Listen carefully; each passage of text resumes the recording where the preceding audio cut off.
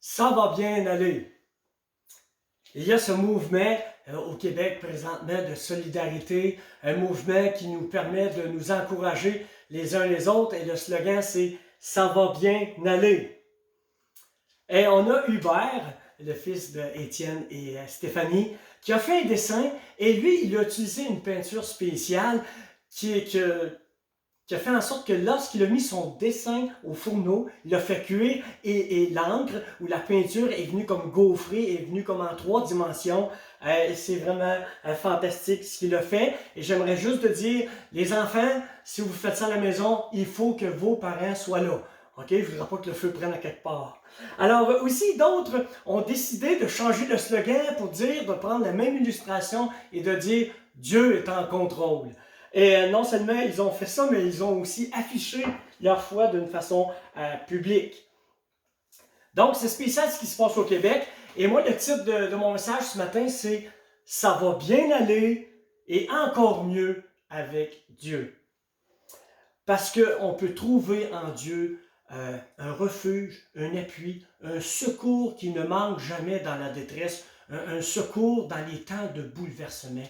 Et certainement qu'on vit présentement un très grand bouleversement. Au lieu d'être à la merci des circonstances et des événements, nous voulons plutôt mettre notre confiance en Dieu.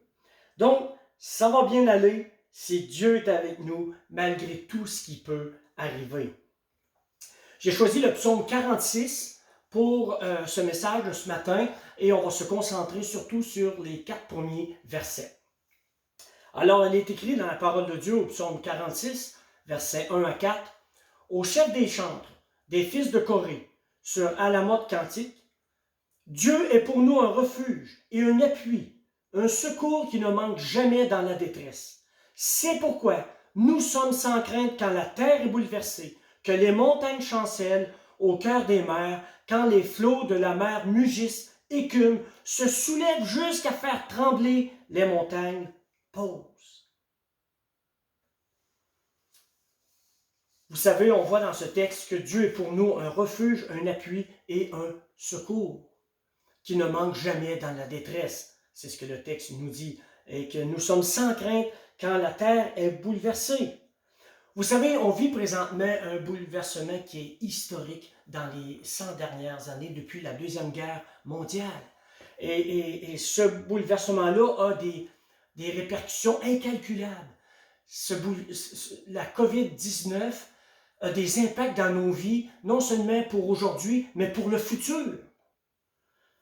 Et la COVID-19, qui est un virus qui est invisible, c'est un ennemi qui est invisible, qui remet tout en question. Et même à travers le monde entier. Donc, ça va bien aller, pas parce que le gouvernement seulement nous dit que ça va bien aller, mais ça va bien aller parce que nous voulons compter sur le Seigneur et l'avoir comme refuge.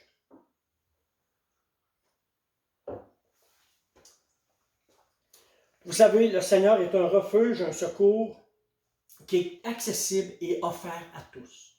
Jésus a fait cette offre. « Venez à moi, vous tous qui êtes fatigués et chargés, et je vous donnerai du repos. » On voit cette invitation-là dans le Nouveau Testament par le Seigneur Jésus, et on voit cette invitation dans l'Ancien Testament, dans le livre des psaumes, de se tourner vers Dieu et de trouver en Dieu un refuge, et non seulement un refuge, un appui et aussi un secours.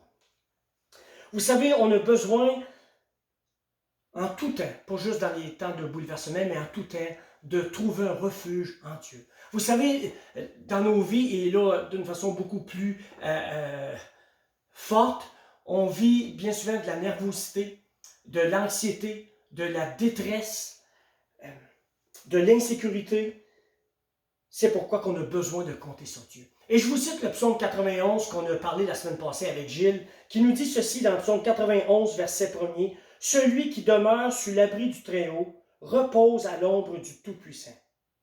Je dis à l'Éternel, mon refuge et ma forteresse, mon Dieu en qui je me confie. » Voilà le refuge que nous pouvons trouver dans le Seigneur. Et aussi, nous pouvons trouver un appui dans le Seigneur. Et je pense que cette photo-là est très, très prenante pour nous, les Québécois.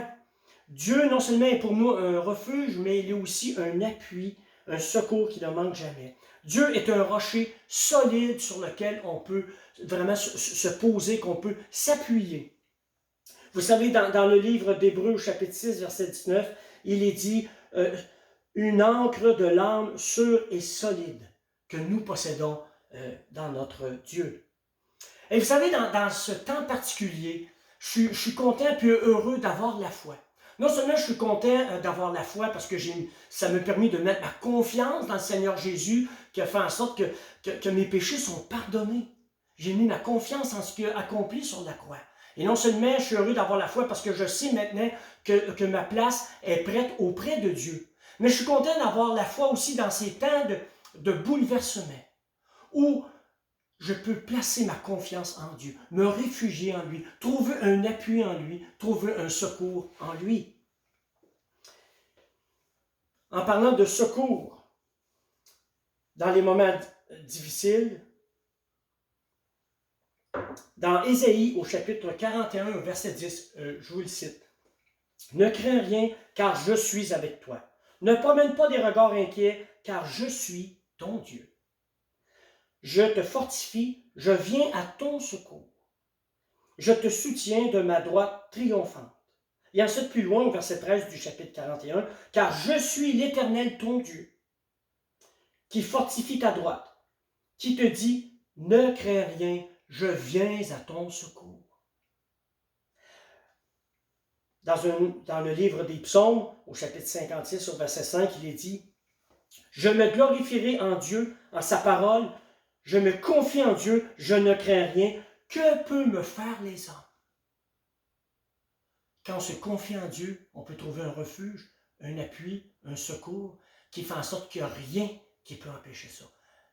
Ni même la maladie, ni même la mort.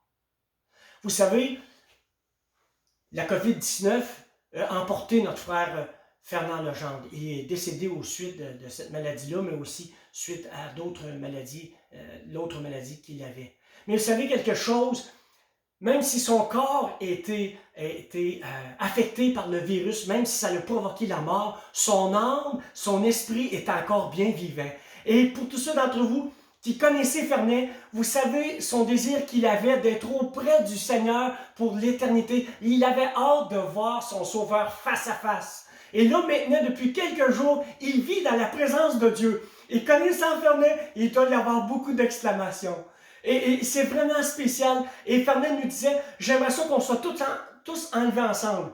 Mais ça a tout l'air qui nous a devancés, mais c'est correct. Dans sa condition, on comprend très bien que le Seigneur soit venu le chercher. Et puis vraiment, on a un bon témoignage qui nous a été laissé par ce frère-là. Et on est vraiment confiant parce qu'on connaissait l'authenticité de sa foi. Maintenant, j'aimerais vous donner une espèce d'aide-mémoire pour quand vous êtes en détresse, mais aussi qui est valide pour tous les jours. C'est le fameux 911. En cas d'urgence, on nous demande de signaler le 911 pour obtenir du secours. Mais la Bible nous présente un autre 911, une ligne spirituelle qui nous permet de parler à Dieu. Et ça, on retrouve ça dans les psaumes, que ce soit le psaume 91.1 ou le psaume 9 au verset 11. Et voici, je vous rappelle encore le 911 spirituel du psaume 91.1 qui nous dit la chose suivante. « Celui qui demeure sous l'abri du Très-Haut repose à l'ombre du Tout-Puissant. Je dis à l'Éternel, mon refuge et ma forteresse, mon Dieu en qui je me confie. » Voilà la ligne 911 qu'on peut avoir et il n'y a pas de frais d'interurbain si on a pris le forfait céleste. Alors l'autre 911 se trouve dans le psaume 9, au verset 11. Il est dit, « L'Éternel est un refuge pour l'opprimé, un refuge au temps de la détresse. Ceux qui connaissent ton nom se confient en toi, car tu n'abandonnes pas ceux qui te cherchent, ô Éternel. »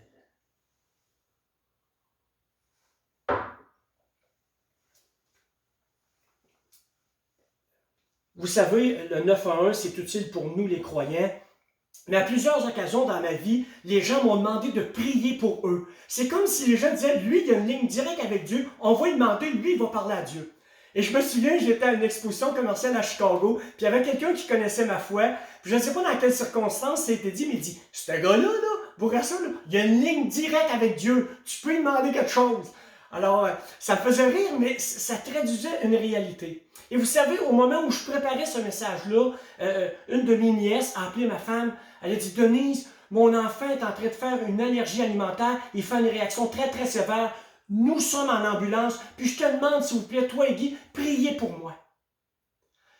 Et on a joué le rôle de l'annuaire téléphonique, on a appelé le Seigneur, on a prié le Seigneur. Vous savez, quelquefois on dit aux gens, je vais prier pour toi, puis on ne le fait pas. Mais je peux vous dire que cette fois-là, on le fait. Puis de plus en plus dans ma vie, quand je promets de prier, je l'écris pour faire certain que je vais vraiment respecter ma parole.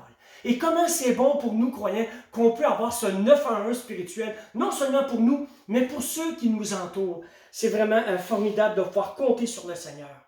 Et ce que j'aimerais dire aussi, ce livre des psaumes, c'est un livre vers lequel on se tourne très souvent dans nos vies.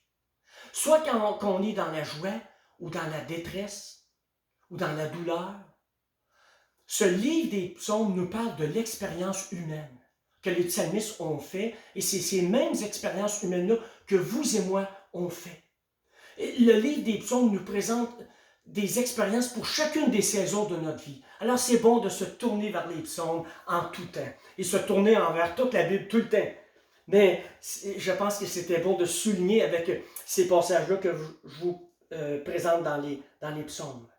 Donc, ce sont des prières qu'on peut faire pour être secourus. Et vous et moi, on fait tous l'expérience de la détresse un moment ou un autre dans nos vies. Maintenant, j'aimerais vous inviter aussi à porter vos regards sur le verset 3 qui nous dit « C'est pourquoi nous sommes sans crainte quand la terre est bouleversée, que les montagnes chancellent au cœur des mers, que quand les flots de la mer mugissent, écument, se soulèvent jusqu'à faire trembler les montagnes. » Vous savez, cette image-là qu'on a dans les psaumes, que quand les montagnes bougent, là, c'est signe qu'il se passe quelque chose. Il n'y a rien de plus fort que ça, parce qu'il n'y a rien de plus stable qu'une montagne normalement sur la terre, à moins qu'il y ait un tremblement de terre. Et il n'y a rien de plus puissant qu'un tsunami quand la terre est bouleversée. Ça nous dit que les montagnes sont chamboulées et que la mer aussi est chamboulée. Et vraiment que dans ces circonstances-là, on peut avoir cette paix intérieure, cette confiance au Seigneur, que nous pouvons être sans crainte parce que nous avons un appui, un refuge et un secours en lui. La Bible nous parle de plusieurs récits concernant les grands bouleversements qu'il y a eu dans le passé. Et on voit qu'il y a eu des guerres, des pandémies, des famines, des détresses, et on voit bien souvent Dieu accorder son secours. Quelquefois, Dieu accorde son secours, d'autres fois, il n'accorde pas son secours et on ne comprend pas toujours pourquoi, mais on lui fait confiance que ça fait partie de son plan global qu'il a pour nous. Donc, il y a ces promesses de secours qui sont réelles, il y a des promesses qui sont conditionnelles, d'autres inconditionnelles, mais toutes les promesses de Dieu sont opérationnelles. On peut se les approprier si le secours est en accord avec le plan de Dieu. Donc, de nombreux croyants ont bénéficié jusqu'à ce jour du secours divin et chacun d'entre nous, on pourrait témoigner qu'on a profité du secours divin un moment ou un autre dans notre vie. Et j'aimerais aussi vous raconter une autre anecdote qui est arrivée la semaine passée. Que je sois en public ou en train d'enregistrer, j'ai toujours soif. Alors, la semaine dernière, c'est une expérience qui a été vécue. Ma femme qui a appris que notre voisin était atteint de la COVID-19 et qu'il était vraiment mal en point. On l'avait retourné à la maison, mais il était en détresse respiratoire. Alors, c'était très, très inquiétant. Et Denise a dit à ma voisine, on va prier pour toi. Pour toi, ton conjoint et ta famille. Et c'est ce qu'on a fait, qu'on a prié. Et Denise a eu une idée vraiment brillante. Elle a dit à la voisine, je vais laisser les lumières de notre maison, les lumières extérieures allumées, pour que tu saches que l'on prie pour toi. Puis on a prié pour eux. Moi, j'ai prié jusqu'à 2 heures du matin. On a laissé cette lumière-là pour manifester en quelque sorte notre présence, notre appui, notre intercession. Et le lendemain, mon épouse a expliqué aux voisins pourquoi elle avait laissé les lumières allumées. Et les voisins, dans un élan de solidarité, ont accepté aussi d'allumer leurs lumières. Alors, dans notre quartier, pendant la nuit, pendant les jours les plus critiques, les lumières de nos résidences extérieures ont été allumées en signe non seulement de solidarité, en signe d'appui, mais en signe qu'on était en train de prier, d'intercéder pour eux, pour que le Seigneur puisse les secourir. Et je crois vraiment que ça, c'est à la gloire de Dieu ce que Denise a fait. Donc, le 911, c'est un secours pour nous, mais c'est aussi un secours pour ceux qui nous entourent. Je crois que comme enfants de Dieu, on devrait manifester cette bonté, cette compassion envers les gens. Et à travers le 911, certainement qu'on peut le faire, et certainement que les gens sont attentifs à l'action de Dieu dans leur vie. Donc, d'inviter les gens à se réfugier dans le Seigneur, qui lui-même est la lumière du monde et qui nous demande d'être des lumières pour notre monde. Ensuite, le psaume 46 au verset 5 et 8 nous dit la chose suivante. Il est un fleuve dont les courants réjouissent la cité de Dieu, le sanctuaire des demeures du Très-Haut. Dieu est au milieu d'elle. Elle n'est point ébranlée, Dieu la secourt dès l'aube du matin. Des nations s'agitent, des royaumes s'ébranlent. C'est vraiment ce qu'on veut aujourd'hui. Il fait entendre sa voix, la terre se fond d'épouvante. L'Éternel des armées est avec nous, le Dieu de Jacob est pour nous une haute retraite. Oui, Dieu est avec nous. Vous savez, quand la terre est bouleversée, le ciel reste inébranlable. Et c'est comme le psalmiste nous dit, ça brasse sur la terre, mais regardez dans le ciel, c'est immuable, et Dieu est là, et il règne. C'est pas parce que la terre est perturbée, chamboulée, bouleversée, que le ciel l'est pour autant. Dieu est un Dieu souverain qui est en contrôle de toutes choses, et ce qui se passe au ciel est vraiment sous son contrôle. Donc, on peut avoir cette confiance que non seulement Dieu est avec nous, mais comme il est dit, le Dieu de Jacob est pour nous. Dieu veille sur nous. Voilà pourquoi nous pouvons nous réfugier en lui, obtenir son appui et son secours.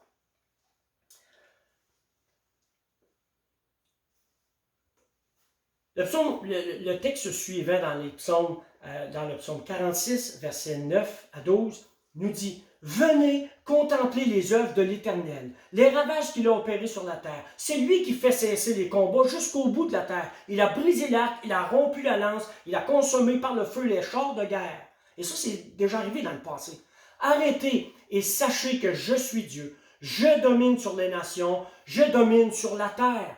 L'Éternel des armées est avec nous. Le Dieu de Jacob est pour nous une haute retraite. » Pause. Arrêtez et sachez que je suis Dieu. Le Québec est sur pause. Nos rassemblements sont sur pause, mais l'Église n'est pas sur pause. La preuve, c'est qu'on est ensemble ce matin. Mais je crois que c'est une occasion unique qu'on a de s'arrêter, de prendre un moment pour s'arrêter et de réfléchir sur nos vies, sur nos priorités et sur notre relation que nous avons avec Dieu. Peut-être il nous fallait cette situation-là pour s'approcher de Dieu. Pour certains, pour faire la paix avec Dieu, pour d'autres, pour obtenir la paix de Dieu. Vraiment, c'est un moment spécial qu'on a, non seulement de se réfugier en Dieu, mais aussi de faire la paix avec Dieu. Arrêtez et sachez que je suis Dieu. Quelquefois, les épreuves nous poussent à regarder vers Dieu, d'expérimenter que Dieu existe et qu'il se laisse trouver par celui ou celle qui le cherche vraiment. Le texte nous dit « Arrêtez et sachez que je suis Dieu ». Et par la suite, il est question d'une haute retraite. Quand Dieu, on peut se réfugier, on peut trouver une retraite.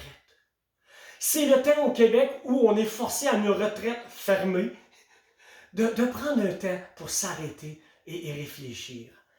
Vous savez, quand on était jeunes, nos parents disaient « Je suis allé en retraite fermée et ça m'a fait le plus grand bien ». Alors présentement, la prescription pour le Québec, c'est une espèce de retraite fermée. Et j'espère qu'on va saisir l'occasion d'être en retrait avec Dieu, dans la retraite de Dieu pour réaliser quelles sont nos vies, quelles sont nos priorités et quel est le plan de Dieu pour chacun d'entre nous. Arrêtez et sachez que je suis Dieu. La COVID-19 nous porte à réfléchir. C'est un rappel pour nous que nous avons beaucoup plus besoin de Dieu que ce que nous pouvons penser. Vous savez, à travers l'histoire, il y a eu les maladies, les guerres, les famines, les génocides. Et tout ça, ça nous indique qu'il y a quelque chose qui ne va pas bien. Il y a quelque chose qui tourne pas rond. Et c'est difficile pour nous d'expliquer ce qui se passe vraiment parce qu'on ne connaît pas le plan de Dieu. On ne connaît pas pleinement, complètement le plan de Dieu, entièrement son plan. Alors c'est difficile pour nous de tout comprendre. Mais on peut comprendre, on peut saisir un message à travers tout ça, c'est qu'il y a quelque chose qui ne va pas dans ce monde.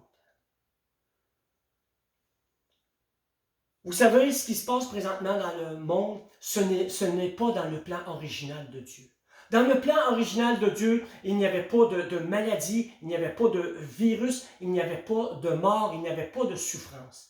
Mais à cause de cet incident dans le jardin d'Éden, le plan de Dieu était en quelque sorte saboté. Moi, je prends une expression qui va peut-être vous surprendre, mais j'aime dire, la chaîne a déraillé du bicycle en Éden. Et parce que la chaîne a déraillé, toutes les choses sont toutes désorganisées et il y a plein de souffrances, il y a plein de douleurs, il y a plein de méchanceté qui est manifestée parce que le cœur de l'homme qui est manifesté. Ce qui est arrivé en Éden, c'est qu'on a décidé qu'on voulait se passer de Dieu alors qu'on a totalement besoin de dépendre de lui, qu'on a totalement besoin de lui.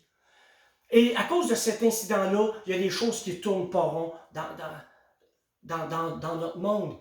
Et ce qui est en train d'arriver présentement nous donne un indice qu'on doit se tourner vers Dieu pour être réintégré dans son plan original.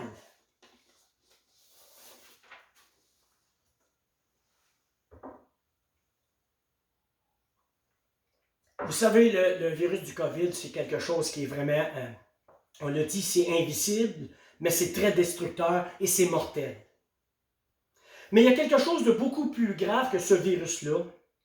C'est un autre virus qui est aussi destructeur et qui est mortel d'une façon universelle, dont les symptômes sont plus ou moins évidents d'un individu à l'autre.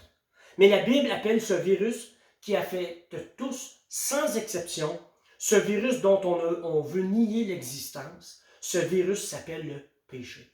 Et je sais que ce n'est pas populaire de dire ça, mais c'est la façon dont la Bible nous présente vraiment notre situation, à nous tous, les humains. Mais il existe un remède. Le Seigneur a fait en sorte de régler ce problème de ce virus universel qu'on appelle le péché en envoyant son bien-aimé Fils sur la croix.